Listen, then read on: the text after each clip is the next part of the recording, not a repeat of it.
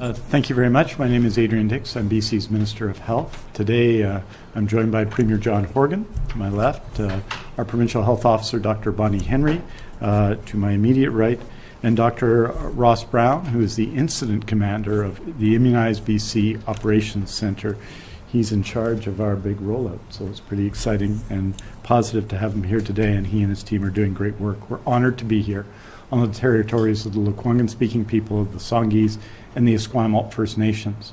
For people joining us, especially in the news media, the presentation with respect to vaccine will take place first, and the Premier and Dr. Henry and Dr. Brown will speak to that. Before we take questions, we're going to do a truncated and abbreviated daily briefing on case counts and other issues relative to COVID-19 in BC. That will be Dr. Henry coming back and myself. So that's what you can expect. You can hear the daily numbers after we're finished with the briefing on immunization. And with that, it is my honor to introduce Premier John Horgan.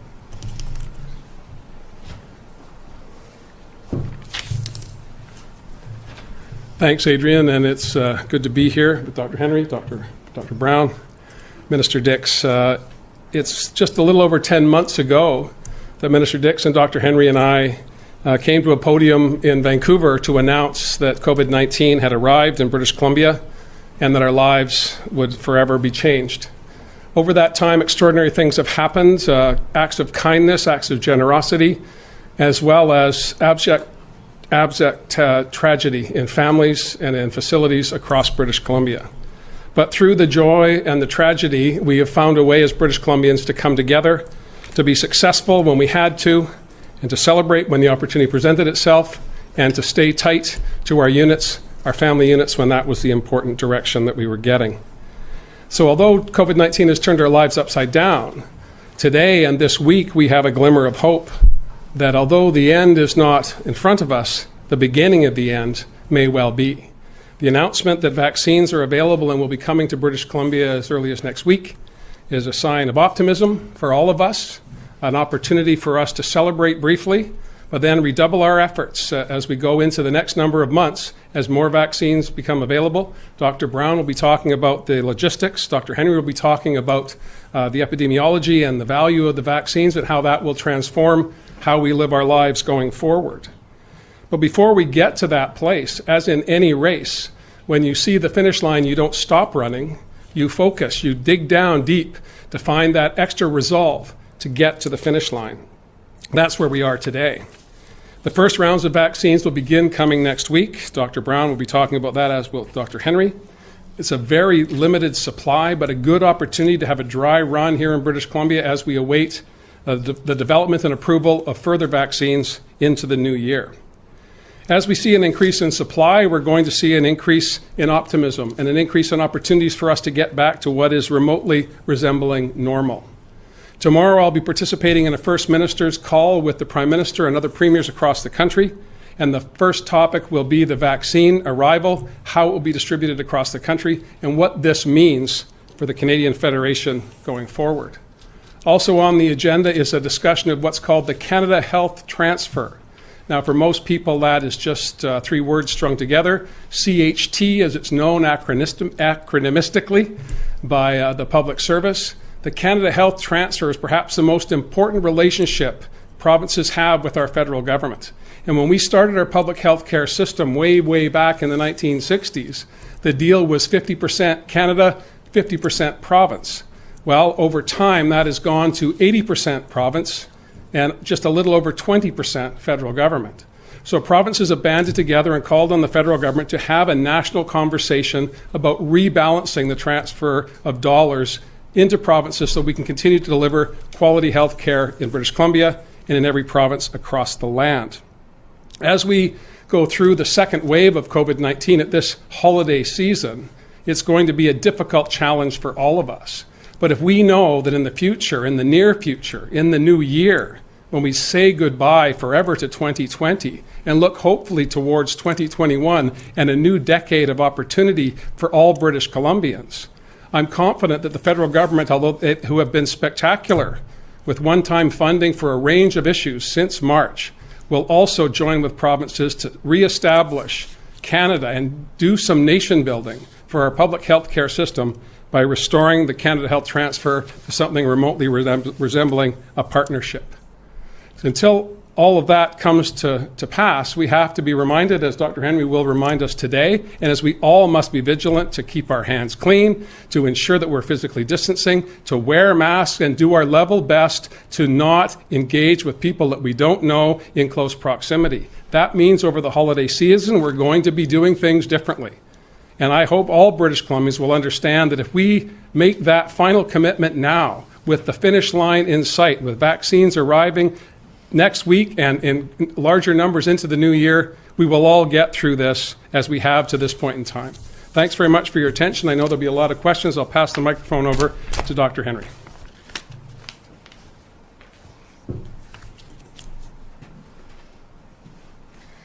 Thank you, and thank you very much. Today is an important day for everyone in BC, because today we are talking about COVID-19 vaccines.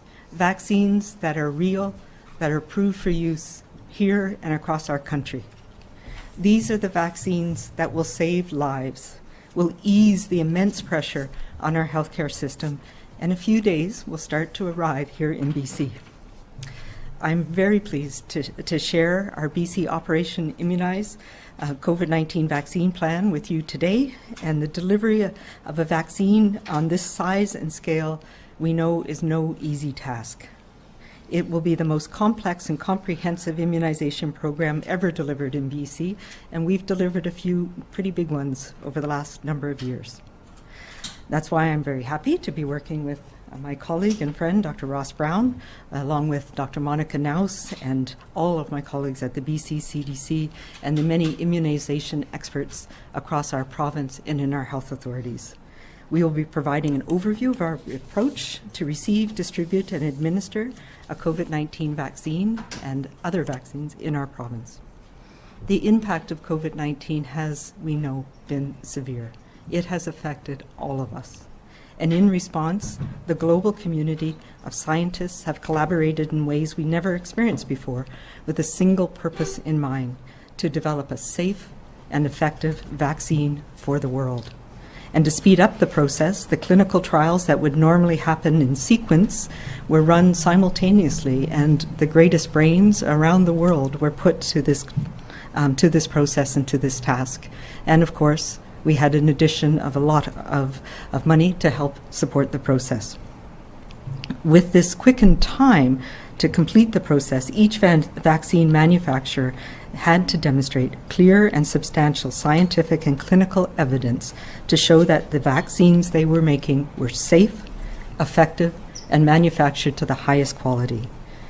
Health Canada in our country and other regulators around the world set the bar high to ensure that any vaccines that came out of this process met those standards, that they were safe, that they worked, and that they were quality vaccines, at which point the vaccine would become available for use.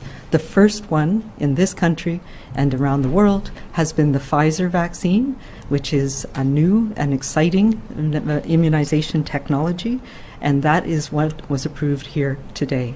It is the same vaccine that was approved in the United Kingdom very recently, and for which the vaccine program started yesterday.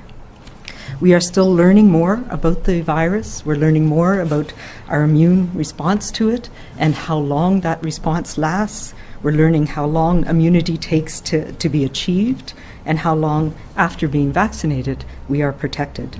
But I, along with my colleagues across this country, have full confidence in the vaccines and the processes that have taken us to this point right now. So Canada, as you're probably aware, has ordered COVID-19 or has contracts to purchase COVID-19 vaccines of 7 different manufacturers. The first of these to come to BC will be the Pfizer vaccine that we've heard about, and the second will likely be the Moderna vaccine. And that one is being reviewed by Health Canada right now, and we're hopeful that it will also receive what we call a notice of compliance or a license for use in Canada in the coming weeks.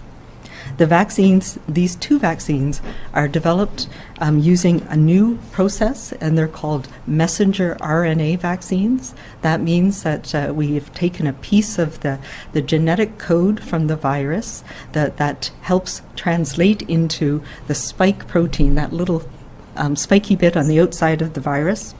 And that protein then is produced by our cells, and our immune system responds to that to develop antibodies. And then if we're exposed to the virus, we have those antibodies that attach to it and protect us from becoming ill. That's how this vaccine works. And it's synthetic genetic material, which means that it can be manufactured in large amounts very quickly. These types of vaccines have been worked on for decades for other things like Zika and even influenza and rabies, but this is the first time that it has been manufactured and shown to work. In other words, the vaccine helps us skip the illness and get straight to producing protective antibodies. While the vaccine, the Pfizer vaccine that was approved for use, will be available starting next week, it is not yet recommended for use for everybody. These first vaccines are not recommended and haven't been tested in children under the age of 16, so that's important, thankfully. And we know that children are less likely to have COVID or to have serious effects from COVID. They are not approved for use in people who are pregnant, and that's important because we don't yet know their safety in that population. And unfortunately, they're not yet approved for use in people with immunocompromising conditions. And that is something that we are looking at because we know that people whose immune systems are not functioning, whether that's from cancer treatments or other medications they're on, are more at risk of having severe illness from COVID-19. But unfortunately, we do not yet know if these vaccines work in people who are immune compromised and if they're safe. So these are things that we will continue to need to learn. We also know, though, that there are other vaccines being manufactured that will be coming available in the coming months. And some of those are more traditional vaccines that use what we call subunits or proteins, and we know that they can be used safely in people who are immune compromised. So we look forward to having many more tools that we can use. Both the Pfizer and the hopefully coming soon Moderna vaccines require 2 doses to be fully protected, a minimum of 21 days apart, with full immunity being about 7 days after the second dose. However, we do know from the data that was released and that the National Advisory Committee on Immunization has reviewed that we have good protection even after the first dose, after about 14 days. The efficacy or the protection from the Pfizer vaccine and from the Moderna vaccine has been reported to be in the high 90s, so 94, 95%. That means that they can protect most people from having any infection, and they've been very effective at preventing severe illness. And this is really important. This is a breakthrough in terms of the benefit that a vaccine can have. We were hoping for vaccines that were at least 50 to 60% effective. The fact that these ones are in the high 90s is the best that we could hope for in public health when we look at protecting people in our community. And I believe these may revolutionize vaccines for the future, for other respiratory illnesses, for example. And I think it's important to note that these vaccines, the trials were done in people of all ages, including older people, where we sometimes see a reduced immune response. So that is important as well, and in people of multiple different ethnic backgrounds. However, both of these first vaccines need to be transported and stored at sub-zero temperatures. That's because these messenger RNA is a very delicate substance, and it's wrapped in what's called a lipid nanoparticle. So it is a protective coating, but it needs to be frozen to transport safely. And we are in the process now of figuring out how that can be done, and we've had a trial run of the packaging that came into BC just yesterday, and Dr. Brown will talk a little bit more about that. But it needs to be handled very carefully, and it needs ultra-low temperature, so minus 70 to minus 80 freezers, which, as you can imagine, are not things that we have a lot of around. However, we have been planning for this for some time, and we do have those available here in BC, and we will be using them next week. However, we also are receiving very small doses to start with to make sure that the supply system and the whole mechanism and logistics of how it works can be done and can be done safely. We will be receiving vaccine at just 2 places in British Columbia next week. We're receiving 2 trays at each of those places, and a tray has about 975 doses each frozen. One of those places will be in the Vancouver Coastal Health region, and one in the in the Fraser Health region. As we get our systems underway and we better understand the requirements for the supply chain, we expect to be able to transport vaccine to other locations around the province. And as we move into the coming weeks in December, we will expect to receive, and it changes daily, but we're thinking in the tens of thousands of doses in the coming 2 weeks in December, after December 14th.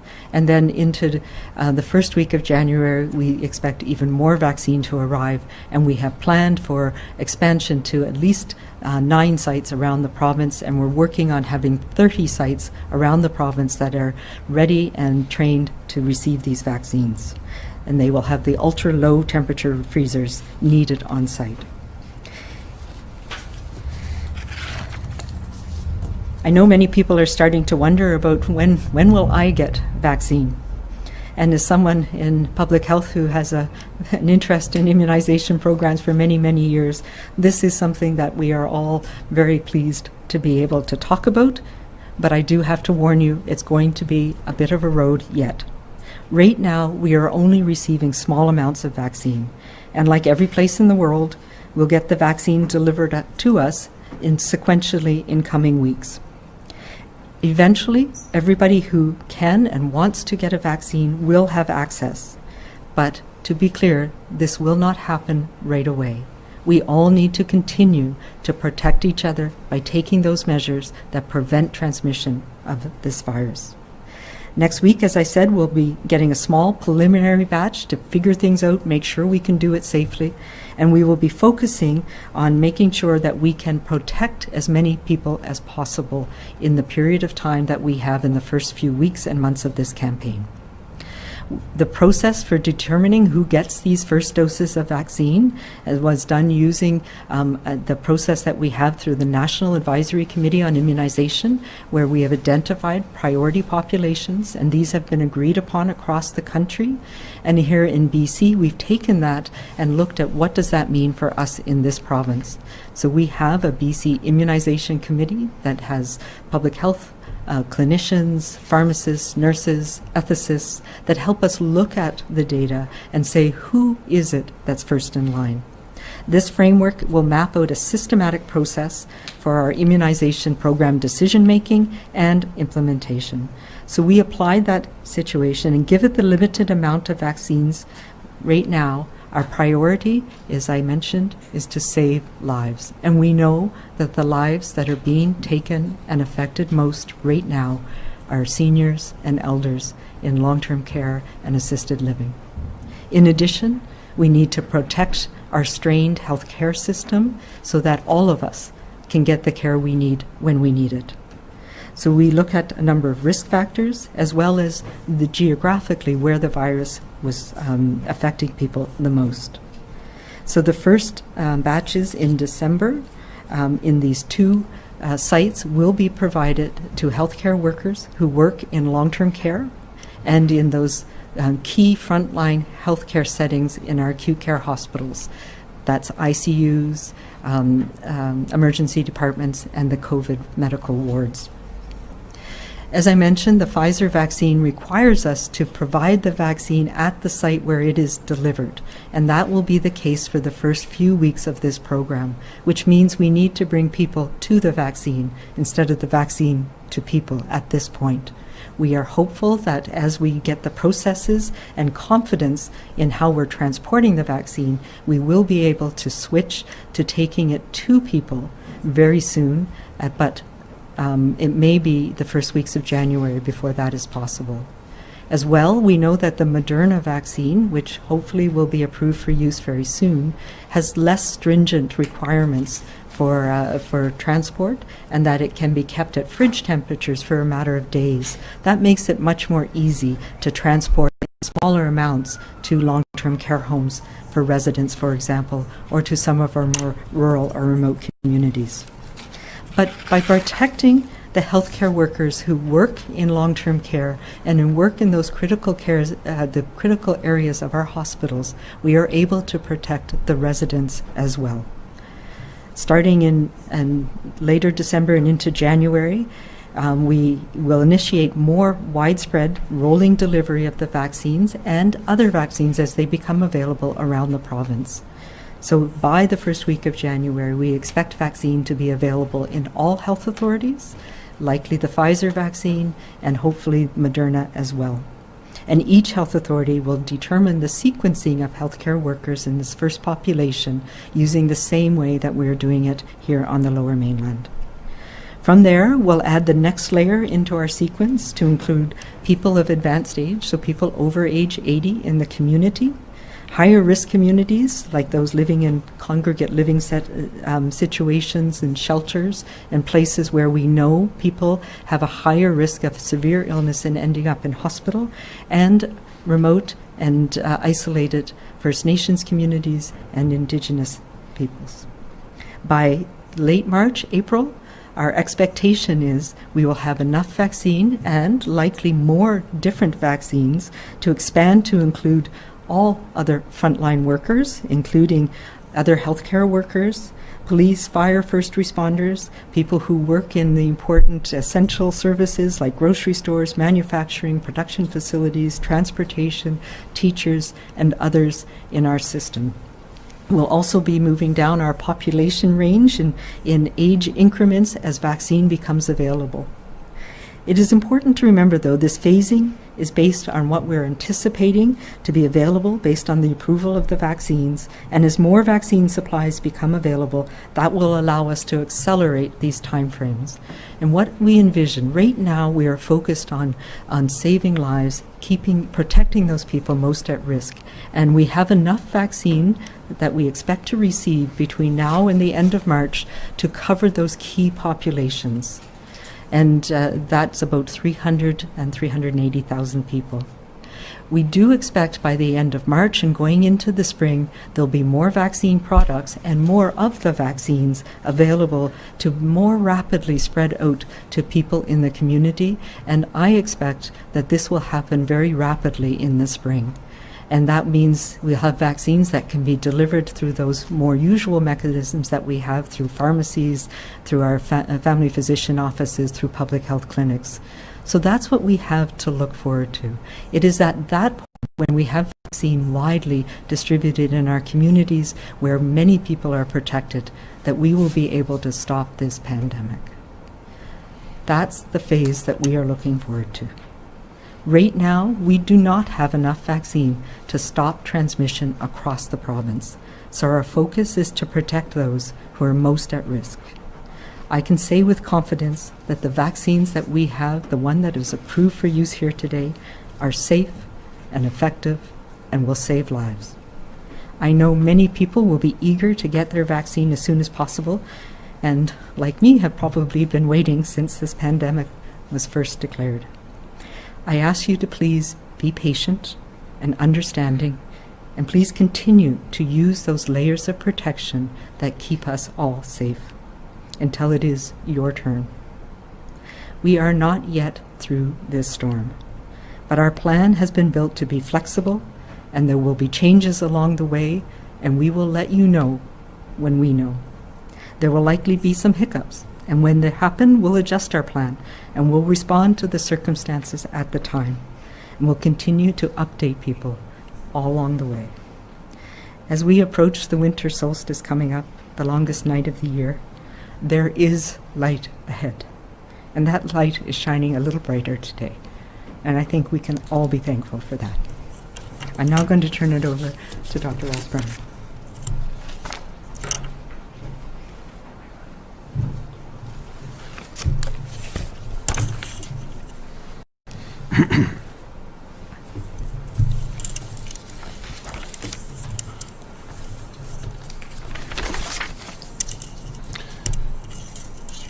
Good afternoon, everyone. Thank you very much for the introductions. It has been an honor to work alongside Dr. Henry and Minister Dix. I thank you. And it is an absolute privilege to serve as the incident commander for what we are calling our Immunize BC Operations Centre.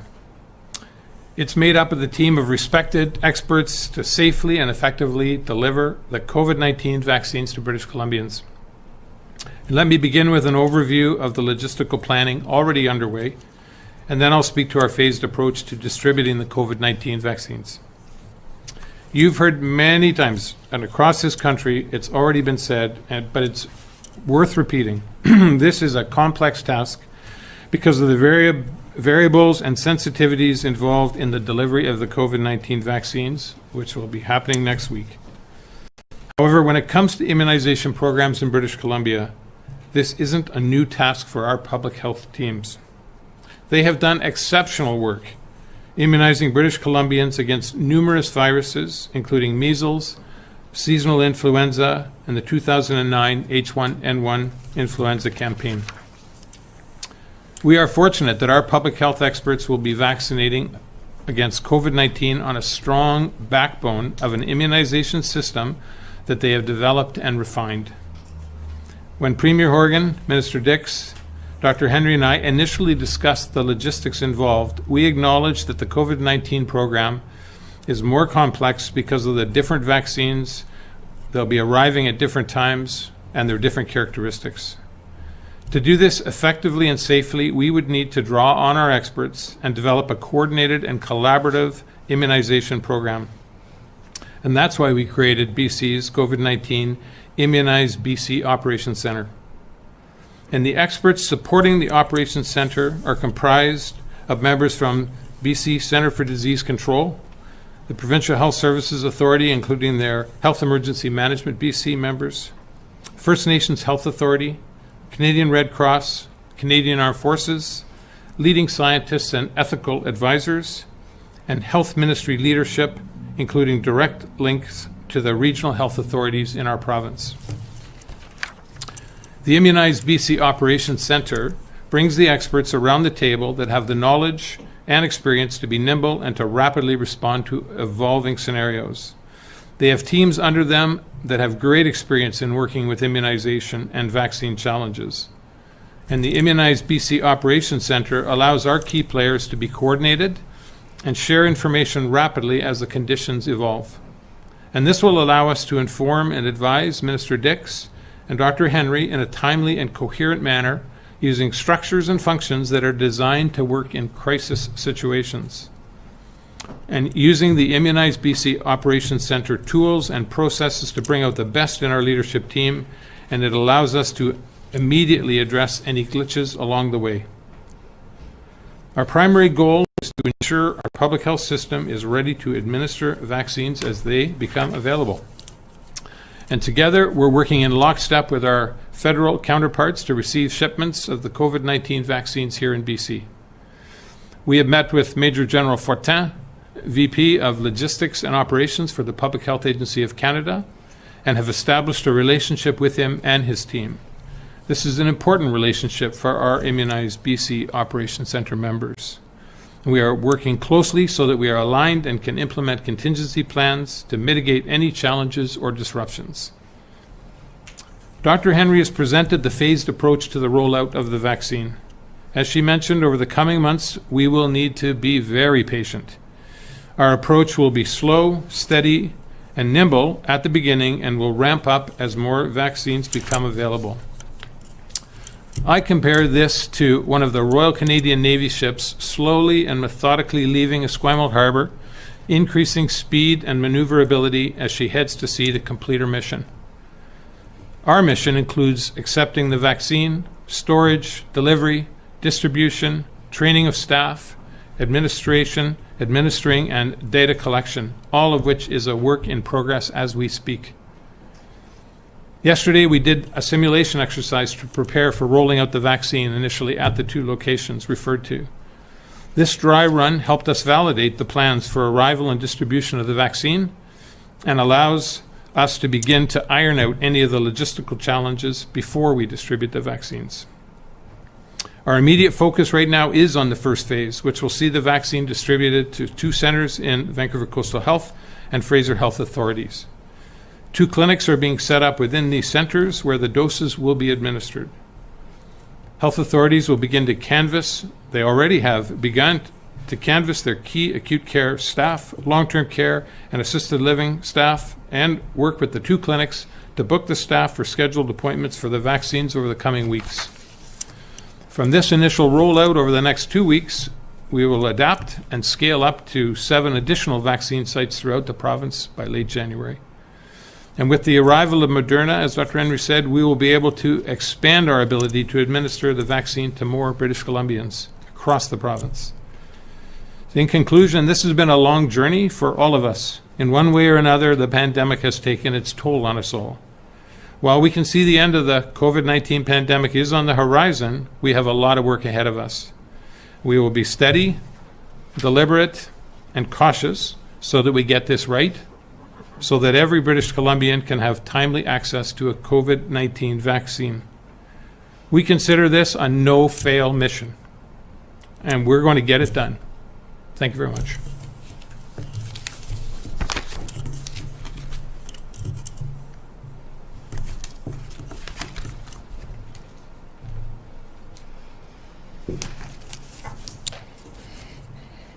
Thank you. And I have to say, I've been waiting for this day for a long time, and I think it's going to be even more exciting next week when we start putting vaccines into people's arms.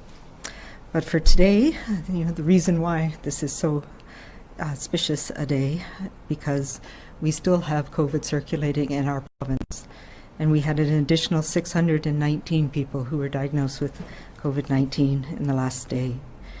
4 of whom were epidemiologically linked. And that brings our total in British Columbia to 39,337 people who've been diagnosed with COVID-19. That includes 121 people in the Vancouver Coastal Health region, 384 people in the Fraser Health region, 5 people in Vancouver Island Health, 81 people in the Interior Health region, 27 people in Northern Health, and 1 new case in somebody who resides outside of Canada. That brings us today to have 9,329 active cases around the province, including 338 people who are in hospital, 75 of whom are in critical care or ICU. We now have 11,526 people under active public health monitoring and 28,448 who have recovered from COVID-19. And tragically, again, we have 16 people who have died from COVID-19 in BC in the last day, bringing our total to 559 people who have died. And this brings such intense sadness to us all. And my condolences go to those families, those care providers, and communities who have lost a loved one, again, from COVID-19. We have 1 additional healthcare outbreak at the Courtyard Terrace, and 2 more have been declared over. The Royal Ascot Centre and one of the acute care units at Burnaby Hospital. We still have 57 active outbreaks in long-term care and assisted living, and 8 in acute care, with 1,831 people affected, 1,149 residents, and 642 staff. And this is where we hope to be able to make a difference with the vaccine that is coming in these coming weeks. And until that time, we all have to do our best to remain kind and to be calm and to be safe. Thank you.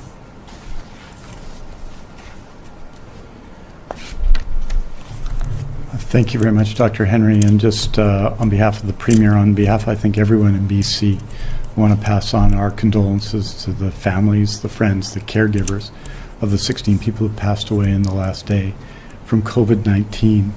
It is an extraordinary, difficult time, and it's a reflection on this day where there is reason to be happy, even jubilant about the news we've heard about vaccines, about the impact and how people in that circumstances are feeling every day when we get news about those who passed away. It is the hardest moment of the day, but it is nothing compared to the grief felt by the families and the communities in question. 12 of these cases were in Fraser Health, 4 in Vancouver Coastal Health, the majority in long-term care. And if possible, just to say to the families, we grieve with you. 619 cases, 9,329 active cases, 11,526 people under public health surveillance, 338 people in hospital. This is our day. We have, of course, arriving in British Columbia, some vaccine, and that's important.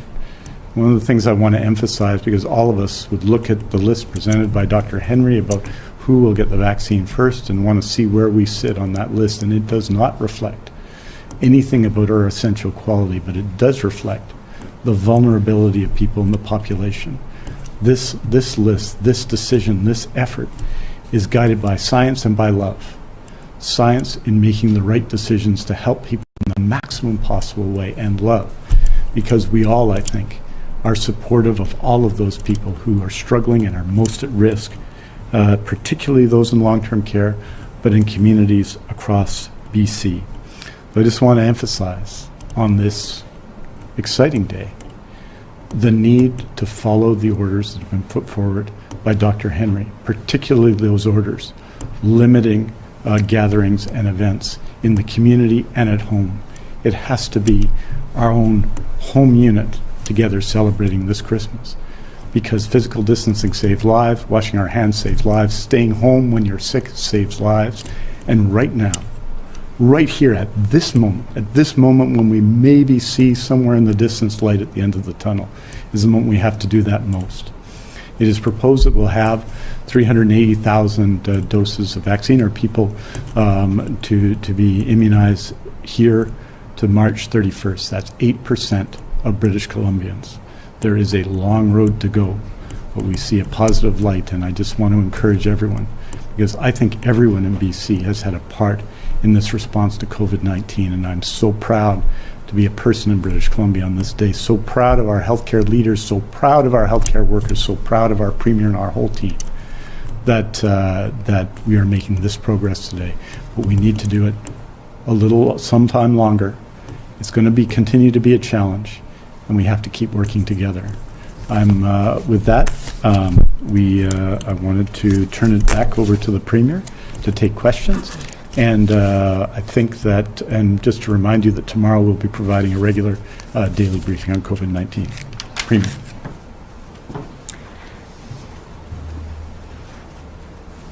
Thanks, Adrian. Thank you, doctors. A reminder to those on the line, please press *1 to enter the queue. You're limited to one question and one follow-up today. Our first question is from Penny Daflos, CTV. Hi there. Thanks very much for taking my question. Premier, I just wanted to start with you. In every other province, it's the Premier who's been the bearer of bad news that Christmas as we know it is cancelled. And I think a lot of people are just wondering why you haven't taken a bigger role in discussing complex issues like this that affect every one of your constituents. Well, because I believe the best people to address these issues are the professionals. That's been my position going back to March, and I think the progress and success we've had in British Columbia is a direct result of me not wanting to insert myself between Dr. Henry, Minister Dix, and the public that want to hear from them about the challenges that we face collectively.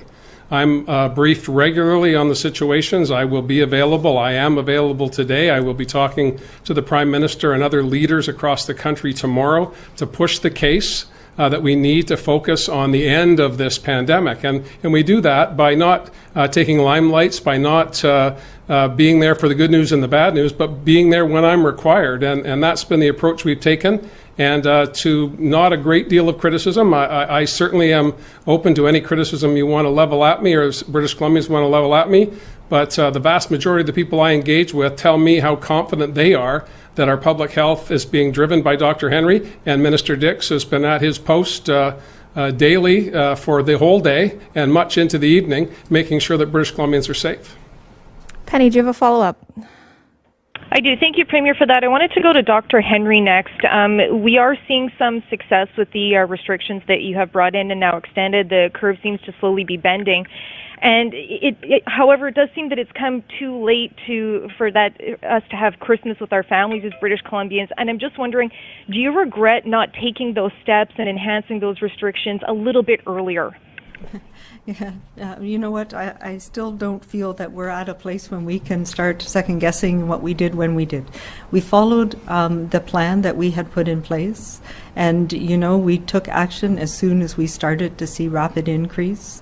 We have seen a flattening, but we're also learning about this virus, and we're not alone. We're learning around the world, and we're learning that the things that worked in October and September didn't work when we reached a certain level of cases and when the virus was able to transmit so much more easily at this time of year.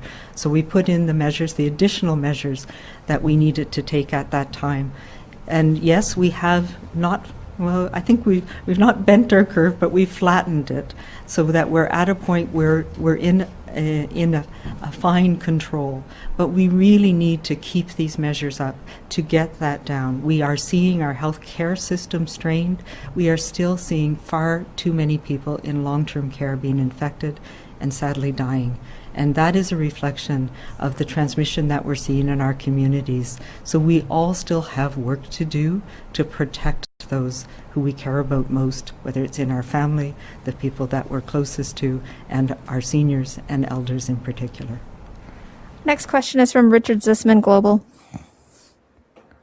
Dr. Henry, when the H1N1 vaccine was distributed, there were a lot of concerns about queue jumpers, those trying to get access to the vaccine earlier. Can you explain how the province will prevent those from jumping the queue and maintaining this order? And is there any sense yet on when, public health officials like yourself may be able to get access to the vaccine? Yeah.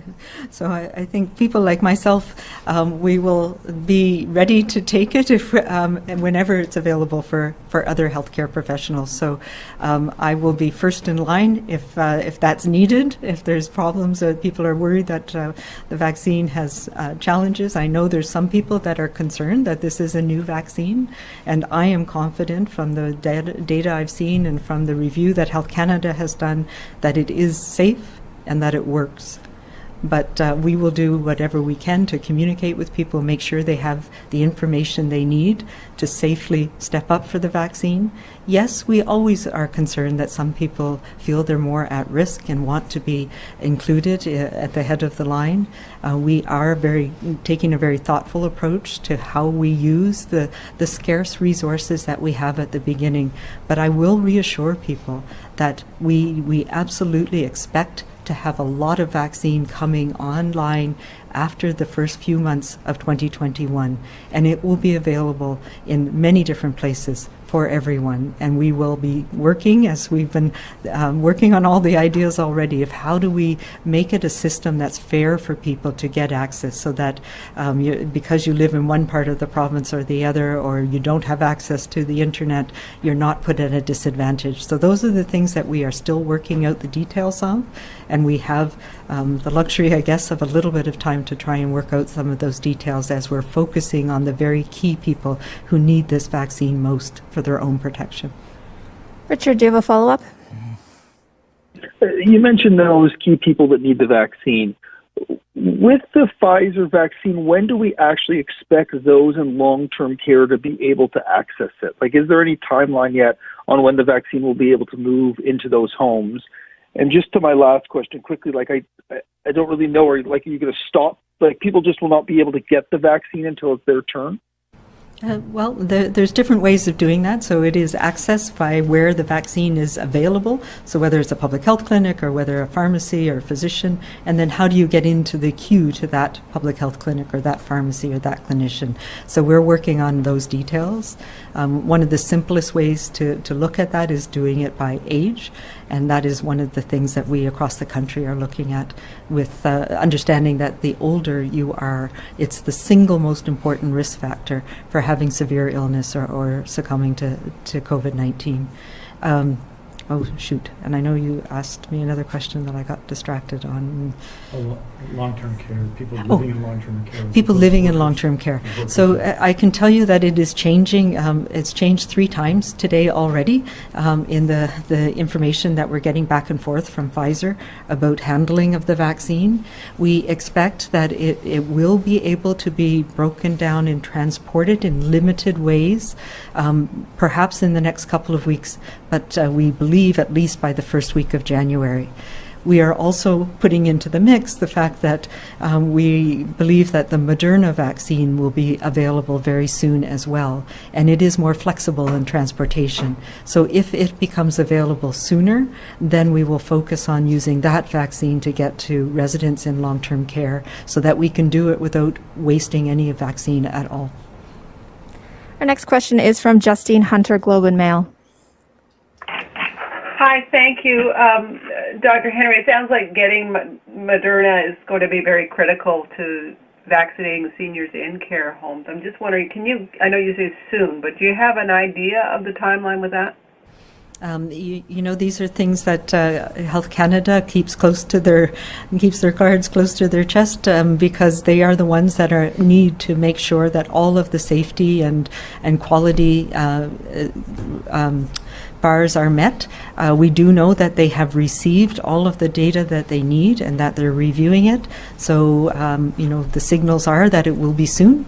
But I will say we do have plans for using the Pfizer vaccine and being able to take it to care homes, particularly in the urban areas. But yes, having more flexibility in transport is something that would be very helpful, not only for care homes, but also for more remote communities that are smaller communities. And across the country, for example, we've allocated to the territories the Moderna vaccine because they don't have the infrastructure to be able to handle the large doses that come frozen with the ultra low temperature Pfizer vaccine. So those are considerations that we have as well for some areas of the province. Justine, do you have a follow-up? I do, thanks. And this is for Premier Horgan. I'm just wondering if you could talk a bit about the negotiations you've been involved with Ottawa in terms of distribution. I know, for example, Manitoba is getting extra doses of Moderna because of their Indigenous population. I'm wondering, does BC argue that we should have a larger allotment of that because we have such a large, significant elderly population? And a significant Indigenous population as well, in not just in urban populations, but in rural BC as well. I spoke with Brian Pallister today, the Premier of Manitoba. We have been in regular contact, of course, over the past 10 months with respect to COVID, but also on the Canada Health transfer, which is an issue that both of us are pretty passionate about and feel that the time is right at the middle of the second wave of a global pandemic for us to talk about the future of delivering healthcare services in British Columbia and in Manitoba and indeed across the country. And so in terms of the discussions tomorrow, Dr. Henry and Dr. Tam, her counterpart in Ottawa, are in regular contact, as are officials in my office and the Prime Minister's office. We've been making the case aggressively, as we do on all matters, that British Columbia has unique populations, unique challenges, and we'll continue to make that case tomorrow in the First Minister's meeting, and I'm optimistic that our arguments will win the day, and we will be treated in terms of Indigenous populations as every other province in the country. And in terms of an aging population, particularly on Vancouver Island, where case counts are quite low, and receptivity to vaccinations, but based on polling information, is extremely high. So we have a bunch of positives for us in British Columbia that would put us, as I would suggest, certainly on an equal footing with every other province in the country, and perhaps getting a little bit of a nudge because of an aging population. Our next question is from Marcella Bernardo, News 1130. Hi there. My first question is actually for the Premier. If you could maybe just give us some insight into what advice you have for people who've already booked hotel rooms and flights for the holidays and now are telling us that they can't get a refund. I guess what hope can you offer them that they should still be staying home and not traveling? Well, we've been taking counsel from Dr. Henry and her team for months now. Dr. Henry provides advice to the minister brings it to cabinet, and the government makes decisions. So obviously there's autonomy for public health orders that Dr. Henry has. For those who have been made reservations and are running into obstacles with the provider of their room or whatever it might be, certainly we are looking closely at these issues. I would suggest that making decisions about where to travel in the most extraordinary of years, I think what would have had a little bit more foresight would have perhaps anticipated where we would be right now. Having said that, I certainly have sympathy for those who put money out to find a place to celebrate the end of this year and the holiday season that we're in. We have a plan for the tourism sector that we received a report today from a task force that was created by the sector, chaired by Tamara Vrooman, the CEO of the Airport Authority in Vancouver. A lot of positive recommendations. We'll be seeing money flowing to the tourism sector, which I hope will allow them to provide refunds to people who will not be able to get the services that they paid for. Do you have a follow-up, Marcella? Yes, this one is for Dr. Henry or Dr. Ross, whoever is comfortable answering this. But will these vaccines still work if the virus mutates, like studies have indicated it has in other parts of the world? And is it adaptable? Is there research showing that that's possible? Yeah, so we have been watching very closely about mutations, and this virus does mutate, but very slowly. So the vaccines, all of the vaccines are really targeted towards what we call a conserved area of the virus, the spike protein. So that was a concern with the Mink farm in Copenhagen, where there was a mutation, a variant that had a slight change in that part of the virus genome, the virus RNA. So as you are probably aware, they culled all the mink in that area. We have, as you know, a mink farm outbreak here in British Columbia, and that is something that we are watching very carefully. We are doing what we call whole genome sequencing on the sequences both from the mink that have been tested positive, but also on the humans to see if there's been any change in the virus that might have any effect on the spike protein and therefore potentially have effect on the vaccine. But the studies that have been done of both Moderna and the Pfizer vaccine, the AstraZeneca vaccine, the Johnson & Johnson vaccine, all of which have been in different parts of the world where the virus is still circulating a lot. And up until very recently, the studies were just completed in the last month. So it has shown that there is very good effectiveness from the vaccines that we have right now. So that's reassuring, and we'll be following that really closely. Next question is from Les Lane, Times Colonist. Oh, thanks. When do British Columbians get to put their masks away? There's a lot of reports that you have to wear a mask even after being vaccinated, and the uncertainty over whether masks prevent transmission, asymptomatic, I guess. What's your take on that? What's my take on that? You know what? We are subjected to a few things for the next little while. It's the people that are most at risk of severe illness that we're starting with, as I mentioned.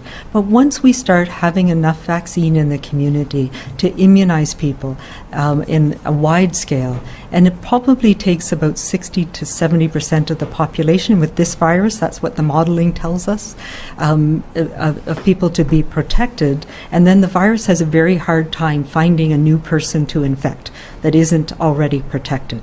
And once we get to that point, that's what we call, I like to say, community immunity. The technical term in the epidemiology world is herd immunity. And when we reach that place, that is when transmission can be stopped. And my experience with past pandemics is once we reach that place, transmission goes down very rapidly. For those who remember an H1N1 in 2009, by the time immunization started, we had a dramatic decrease in our epidemiologic curve.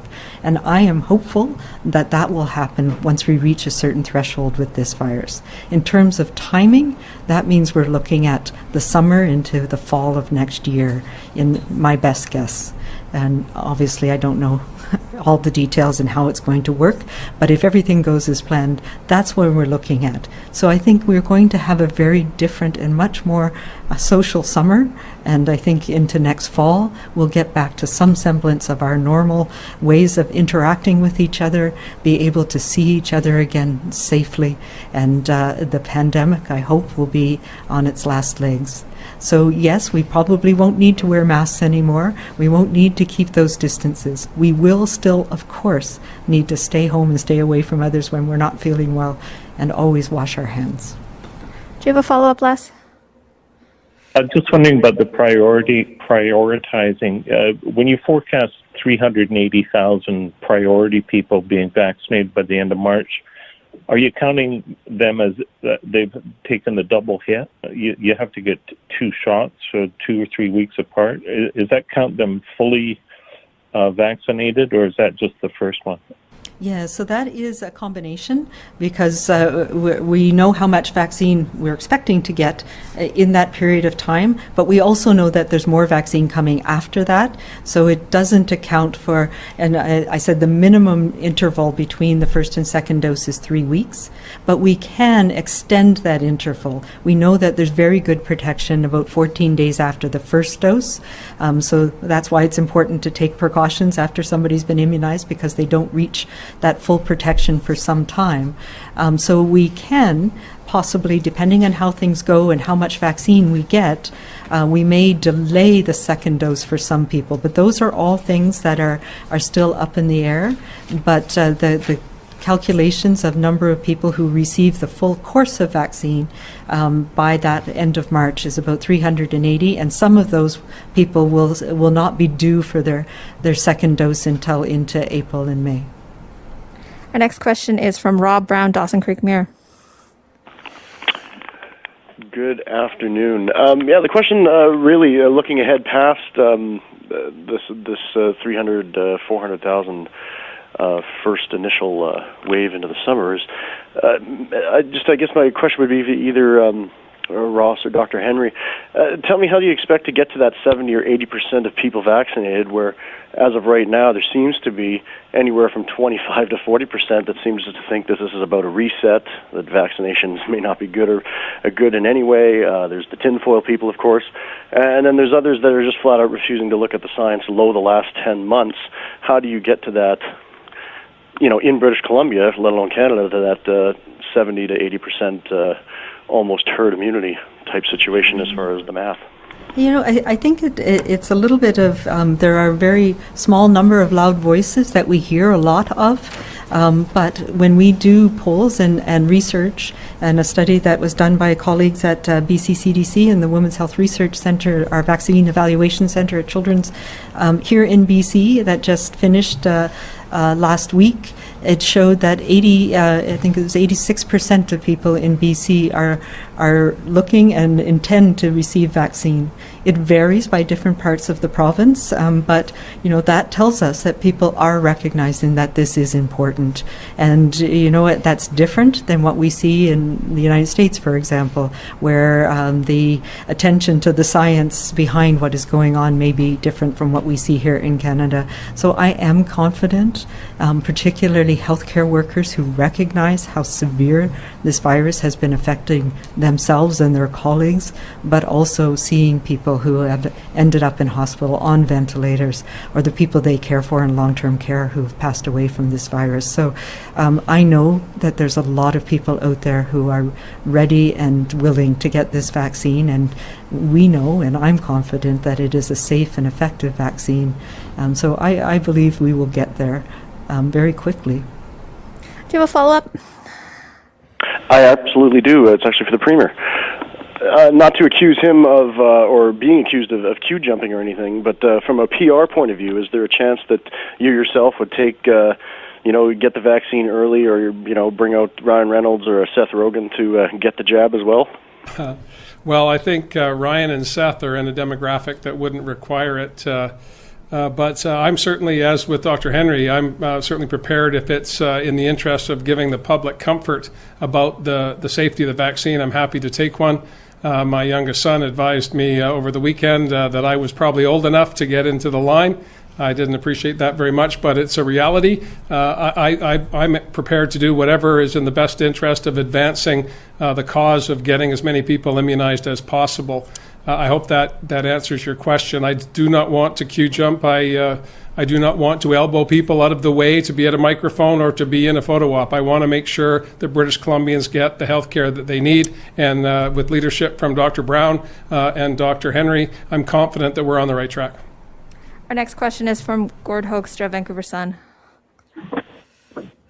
Thanks for taking my question. I'm just wondering if you can give any more details of the actual locations of the clinics where the first vaccines will be dispensed. I will tell you that they are in healthcare facilities that are in the Vancouver Coastal region and the Fraser Health region, and we're not saying more than that at this point. We know that this is a really important thing. We also know that we need to take all the precautions that we can to make sure that we can handle the vaccine, and the packaging safely, so that we're able to carry out the clinics in a safe way, and that people are receive all of the attention that they need. And we don't want to be doing that under the glare of media at this point. We also know that because we need to keep it in these ultra low temperature freezers in a healthcare facility, that we don't have the ability for a lot of people to come around. And quite frankly, we have credible information from sources nationally and internationally that there is people who are targeting vaccines. So we are going to be a little bit circumspect early on, and make sure that we're able to best protect the precious vaccine that we have and be able to safely administer it to people. Do you have a follow-up, Gord? I do. I'm just wondering, you mentioned that there'll be 7 more sites by, I think, the end of January or sort of late January, and then you expect to have, 30 at some point. Can you tell a little bit about how those will roll out? Will they be restricted initially to, the lower mainland, or will it immediately try to add, sites, in, whether it's Vancouver Island or the interior or the north? Yeah, so the plan is to start where the need is most and where the most people are. But yes, we have plans within by the early or middle of January to make sure that we have sites, and they have been identified in all regions of the province. So we're learning from the first trial run that went this week, and we'll learn more from the trial run, or the initial vaccine distribution and clinics next week. And those learnings will be shared around the province, but we do expect within the coming weeks, by January at the latest, that we will also have vaccine available in every area of the province. We only have time for one more question today. That's going to be from Eva Eugen from Radio Canada. Hi there. I was wondering, for the first 4,000 doses, what are the logistics behind administering those, the 2 doses? Do we have enough vaccine for 3,900 people to get both, or are you planning on staggering that so you can really prioritize getting those long-term care workers fully immunized as soon as possible? And could we also get an answer in French? Yes, so there's the 2-dose series has to be given at least 21 days apart. So we will be giving, the 3,900 and some doses to individuals next week, and then they will get their second dose at least 3 weeks later with more vaccine that comes at that time. So we aren't holding back doses because we want to protect as many people as possible as quickly as possible. So there is a minimum time that you can't give it. Your body doesn't recognize it as a second dose if you give it too soon. So it is important that we give the first dose and then we wait 3 weeks before the second dose.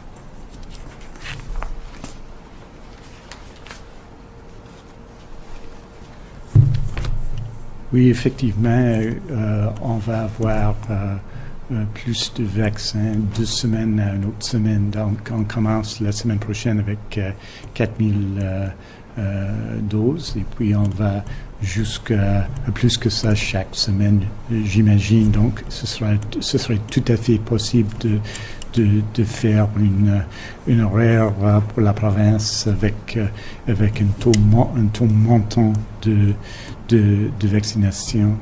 Il y a une attente de 3 semaines minimum entre doses. Donc, il est évident et important et possible de défendre nos centres de soins